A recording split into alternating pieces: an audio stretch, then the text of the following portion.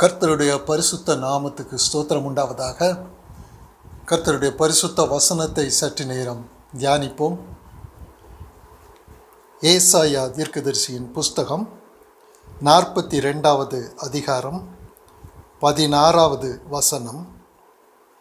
குருடரை அவர்கள் அறியாத வழியிலே நடத்தி அவர்களுக்கு தெரியாத பாதைகளில் அவர்களை அழைத்து கொண்டு வந்து அவர்களுக்கு முன்பாக இருளை வெளிச்சமும் கோணலை செவ்வையும் ஆக்குவேன். இந்த காரியங்களை நான் அவர்களுக்கு செய்து அவர்களை கைவிடாது இருப்பேன். குருடரை அவர்கள் அறியாத வழியிலே நடத்தி அவர்களுக்கு தெரியாத பாதைகளில் அவர்களை அழைத்து கொண்டு வந்து அவர்களுக்கு முன்பாக இருளை வெளிச்சமும் கோணலை செவ்வையும் ஆக்குவேன். இந்த காரியங்களை நான் அவர்களுக்கு செய்து அவர்களை கைவிடாது இருப்பேன்.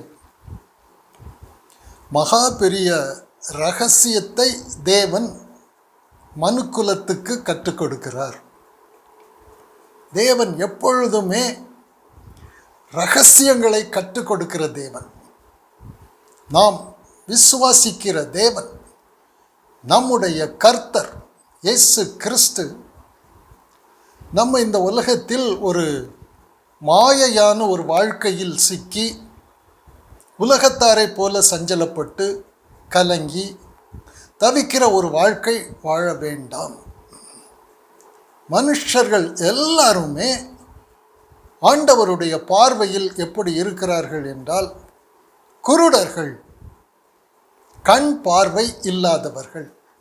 அவர்களுடைய வாழ்க்கை எப்படி இருக்கும் என்றால் எப்பொழுதும் சஞ்சலத்திலே இருப்பார்கள், பிரச்சனைகளிலே இருப்பார்கள். எப்பொழுதும் அவர்களுடைய வாழ்க்கை இருளாக இருக்கும். கழிப்பு, ஆனந்த கழிப்பு என்கிற ஒரு சூழ்நிலையே அவர்களால் கண்டுபிடிக்க முடியாது.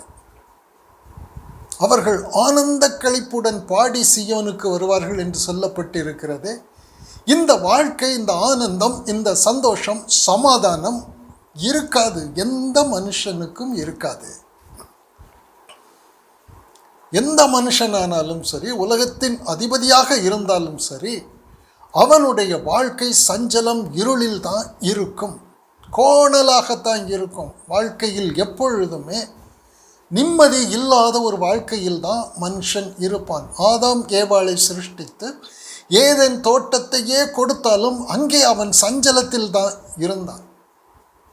தன்னில் குறையை பார்க்கிறான், இச்சிக்கிறான், அநேக காரியங்களை, நிர்வாணியாக இருக்கிறான். எவ்வளவு உலக தாளந்துகளின் பரிபூரணம் கொடுக்கப்பட்டிருந்தாலும் மனிதன் என்கிற நிலையில் அவன் இருக்கும் பொழுது அவனுக்கும் ஒரு குருடனுக்கும், பிறவி குருடனுக்கும் எந்த ஒரு வித்தியாசமும் கிடையாது. மனுஷரை சிருஷ்டித்தவர் கர்த்தர் தான். ஆனால் அந்த சிருஷ்டிப்பில், அந்த பௌதிக சிருஷ்டிப்பில் அவனுடைய உடல், ஒரு பௌதிக உடல் இந்த உலகத்துக்கு உரியதாக இருக்கிறதுனால் அவனுடைய திறமைகள், அவனுடைய ஞானம், அறிவு, புத்தி எல்லாம் அவனுடைய ஐம்புலன்கள் எந்த அளவு உள்ளதோ அவ்வளவுதான்.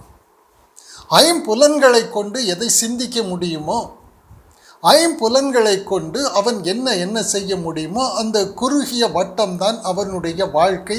இதைத்தான் ஆண்டவர் சொல்கிறாரு, கண் பார்வை அற்ற வாழ்க்கை.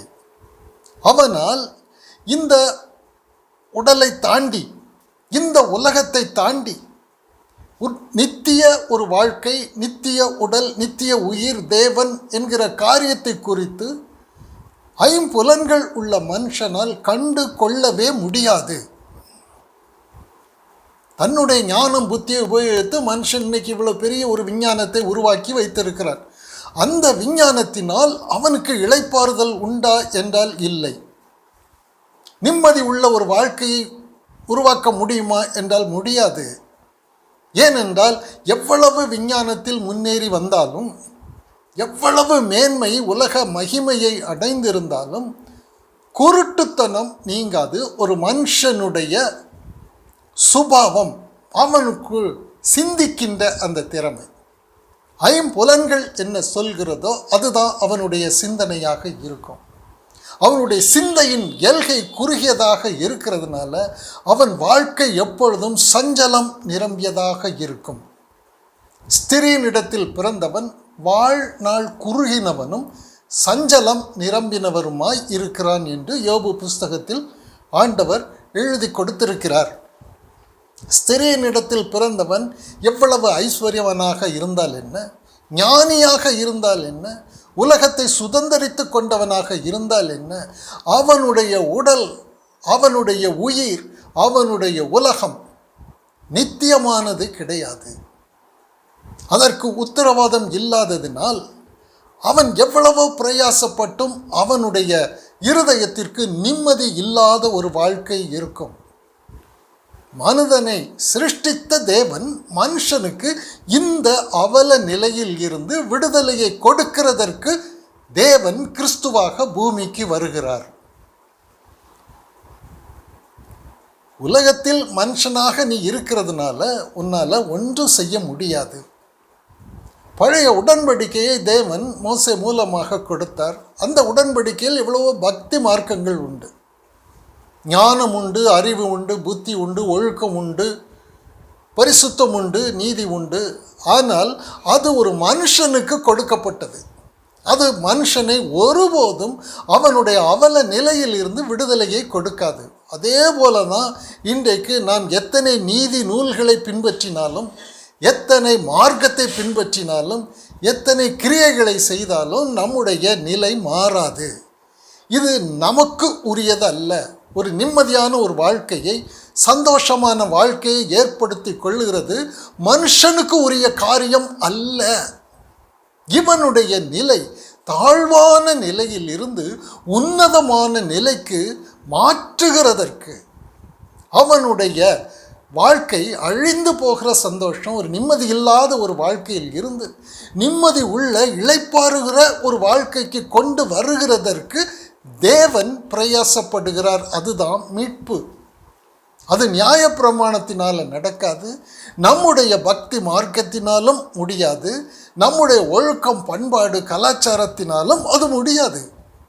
எந்த நியாயப்பிரமாண நீதியும் ஒரு மனுஷனை அவனுடைய அவல நிலையில் இருந்து விடுதலையை கொடுக்காது. பழைய உடன்படிக்கை வேண்டுமென்றே ஆண்டவர் கொடுத்து, இது உனக்கு பிரயோஜனம் இல்லை, ஒரு பக்தி மார்க்கம் உனக்கு பிரயோஜனம் இல்லை, தேவனுடைய வார்த்தைகளை எழுதி கொடுத்து இதை நீ கைக்கொள் என்று சொல்வதனால் அவனுடைய அவல நிலை மாறப்போகிறது இல்லை. அவன் ஒரு வேஷம் போடுவானே தவிர அவனுடைய நிலை மாறாது. இதை நாம் புரிந்து கொள்ளுகிறதற்காகவே முதலாம் உடன்படிக்கை ஆண்டவர் ஏற்படுத்தி, அதற்கு பின்பு இது நமக்கு உபயோகம் இல்லை என்று அதை நீக்கிவிட்டு, மனுஷனுடைய நிர்பந்தத்தை நீக்குகிறதற்கு நியாயப்பிரமாண நீதி அல்ல, மனுஷனுடைய நிர்பந்தத்தை நீக்குகிறதற்கு பிதா குமாரனாக அவர் மனுஷ சரீரத்தில், பௌதிக சரீரத்தில் அவர் வந்து நம்முடைய மனுஷத்துவத்தை அவர் சிலுவையில் அழிக்கிறார். இதுதான் பரம ரகசியம். உலக தோற்றத்திற்கு முன்பே ஏற்படுத்தப்பட்டதும் மறைக்கப்பட்டதுமான தேவ ஞானம், இந்த ஞானத்தையே நாங்கள் பேசுகிறோம், இப்பிரபஞ்சத்து பிரபுக்களுடைய ஞானத்தை அல்ல. அந்த ஞானத்தினால, இந்த உலகத்தில் உள்ள ஞானத்தினால் நம்முடைய நிலை மாறாதே, நம்முடைய அவல நிலை மாறாதே. மனுஷன் மனுஷனாக இருக்கிறது வரை அவன் பிரச்சனை தீராதே. அவன் மனுஷனாக இருக்கிறது வரை அவன் தன்னை எவ்வளவு கெடுத்து கொள்ள முடியுமோ அவ்வளவு கெடுத்துக்கொள்வான். தன்னுடைய காரியங்களை எல்லாவற்றையும் அவனே பிரயாசப்படுவான். தன்னுடைய வாழ்க்கைக்கு அவன் பொறுப்பு எடுப்பான். தன்னுடைய அவல நிலைக்கு அவன் பொறுப்பு எடுத்து அதிலிருந்து விடுதலை அடைகிறதற்கு உலகத்தில் உபாயத்தை தேடுவான். தான் இன்றைக்கி உலகத்தில் எல்லாரும் உலகத்தை தேடி ஓடுகிறது. நமக்கு நல்ல ஒரு வாழ்க்கை வேண்டுமானால் உலகத்தில் நாம் இதை ஆதாயப்படுத்த வேண்டும், பணத்தை ஆதாயப்படுத்த வேண்டும், அதிகாரம் செல்வாக்கை ஆதாயப்படுத்த வேண்டும். உலகத்திற்குள் ஓடுகிறதற்கு காரணம் என்ன என்றால், நம்முடைய பிரச்சனையை தீர்த்து கொள்ளுகிறதற்கு நாமே எடுக்கிற பிரயாசம். அதைத்தான் ஆண்டவர் எப்படி சொல்வார் என்றால், நீதிமொழிகள் 1 அதிகாரத்தில், இவர்கள் தங்களுக்கு தாங்களே கண்ணியை வைத்துக் கொள்கிறார்கள். என்னுடைய நிலை மாறாமல் எனக்கு ஒரு விடுதலையே, எனக்கு ஒரு சந்தோஷ இளைப்பாறுதல் உள்ள வாழ்க்கையை நான் தேடுகிறது, இந்த உலகத்தில் நான் தேடுகிறது எனக்கு நானே கண்ணி வைக்கிறது. இது நமக்கு புரியாமல் இருக்கிறதுனால தான் நாம் தன் ஜீவனை ரட்சிக்க விரும்புகிறவன் அதை இழந்து போவான் என்று ஆண்டவர் சொல்கிறார். நீ உனக்கு ஒரு தீர்வை தேடுகிறாயா? உன்னுடைய திறமையை கொண்டு, அறிவை கொண்டு, புத்தியை கொண்டு, விஞ்ஞானத்தை கொண்டு, முன்னேற்றத்தை கொண்டு மனுஷனுடைய அவல நிலையை உன்னால் மாற்ற முடியுமா? முடியாது. விஞ்ஞானத்தை கொண்டு மாற்ற முடியாது. மனுஷனுடைய ஞானம் புத்தியை கொண்டும் மாற்ற முடியாது. மனுஷனுடைய பக்தி மார்க்கங்களை கொண்டும் நற்கிரியைகளை கொண்டும் மனுஷனுடைய நிலையை மாற்ற முடியும். தேவனே மாற்றுகிறது. அதான் கிறிஸ்து நமக்கு கொடுக்கப்பட்டு இருக்கிறார். இப்படிப்பட்ட அவல நிலையில் இருந்து நம்மை மெய்யான அழிவில்லாத ஒரு உடல் உயிர் உலகத்திற்கு நம்மை அழைத்து கொண்டு போகிறதற்கு தான் இதான் ரட்சிப்பு, இதான் மீட்பு. ஒரு குருடனுடைய வாழ்க்கையில் அவன் கண்களை திறந்து கொடுத்த உலகத்தையே மாற்றுறது. மனுஷனுடைய அவல நிலையில் இருந்து அவனை தேவனுடைய பிள்ளையாக மாற்றி அவனுக்கு கண்களுக்கு பிரகாசத்தை கொடுக்கிறது. மனக்கண் குருடு. எந்த ஒரு மனுஷனும் சிந்திக்கிறது மாம்சத்தின்படி தான் சிந்திப்பான். இந்த உடலில் உள்ள மாமிசம், இந்த ஐம்புலன்களை அவன் அஸ்திபாரமாக கொண்டு அவன் சிந்தை எப்படி இருக்கும்? ஒரு மனுஷன் சிந்திக்கிற சிந்தை தான் இருக்கும். அதன் விளைவு தான் இக்கட்டு. தன்னைத்தானே கெடுத்து கொள்ளுகிற வாழ்க்கை மாம்ச சிந்தை. மாம்ச சிந்தை மரணம் என்று ஆண்டவர் சொல்கிறார். ரோமர் 8வது அதிகாரம் 6வது வசனத்தில் நாம் பார்க்கிறோம். மாம்ச சிந்தை மரணம். மனுஷனுக்கு மாம்ச சிந்தை இல்லாமல் வேறு எந்த சிந்தை இருக்கும்? அவன் மனுஷன் மாம்ச சிந்தையில் இருப்பான். இதை நல்லா நாம் புரிந்து கொள்ளணும். நாம் எடுக்கிற பிரயாசம், நாம் உலகத்தில் எடுக்கிற பிரயாசத்தில் நிம்மதியாக நம்ம வாழ முடியுமா? உத்தியோகம் இருக்கிறவன் நல்ல சந்தோஷத்தில் இருக்கிறானா? உடல் சுகம் உள்ளவன் சந்தோஷமாக இருக்கிறானா? நிம்மதியாக இருக்கிறானா? என்ன வேண்டுமானாலும் எப்பொழுதும் நடக்கும். கேடு எப்பொழுதும் வரும். இந்த வானத்துக்கும் பூமிக்கும் உத்தரவாதம் கிடையாது. அது கைவிடும். இந்த உடலும் கைவிடும். இந்த அவல நிலையில் இருந்து விடுதலை கொடுக்கிறதற்கு கிறிஸ்து வந்திருக்கிறாரே தவிர மனுஷனுடைய அவல நிலையை நீக்காம இந்த உலகத்திலே நமக்கு ஒரு சந்தோஷமான ஒரு வாழ்க்கையை கொடுக்கிறதற்கு அவர் வரவில்லை. சுவிசேஷமே மாறிவிட்டது.